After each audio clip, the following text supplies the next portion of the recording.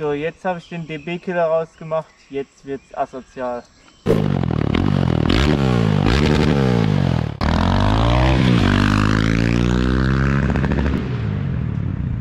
Servus Leute, was geht? Herzlich willkommen zu einem weiteren Video hier auf meinem Kanal. Heute in dem Video geht es darum, was hat das Motorrad, also die SMCR, für einen Sound mit dem Arrow-Auspuff. Erstmal ganz normal mit DB-Killer, also komplett legal, und danach ohne DB-Killer, das wird asozial laut.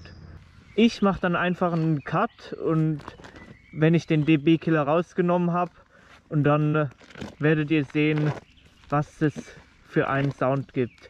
Richtig krank.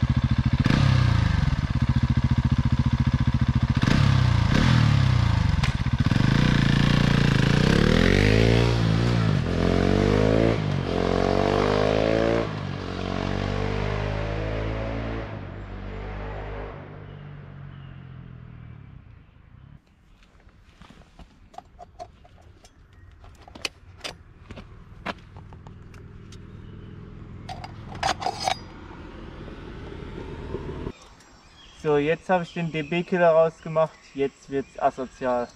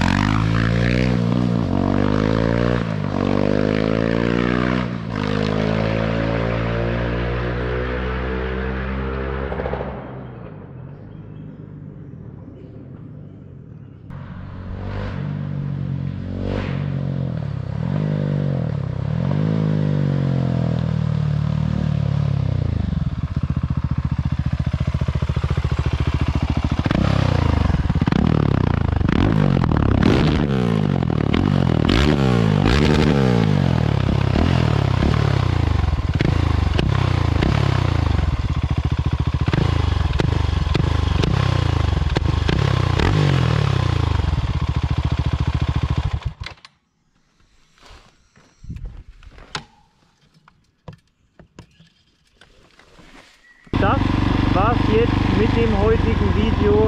Ich hoffe, es hat euch gefallen. Man hat einiges gehört von dem Sound. Und ich würde mich freuen, wenn ihr in die Kommentare schreibt, was ihr davon haltet. Würdet ihr ohne DB-Killer fahren? Für mich persönlich, ich finde es viel zu laut, dauerhaft so zu fahren. Klar, manchmal eine kleine Runde, das mache ich auch mal. Aber so für dauerhaft wäre das überhaupt nicht. Das war's dann auch mit dem Video. Haut rein, bis zum nächsten Mal. Peace!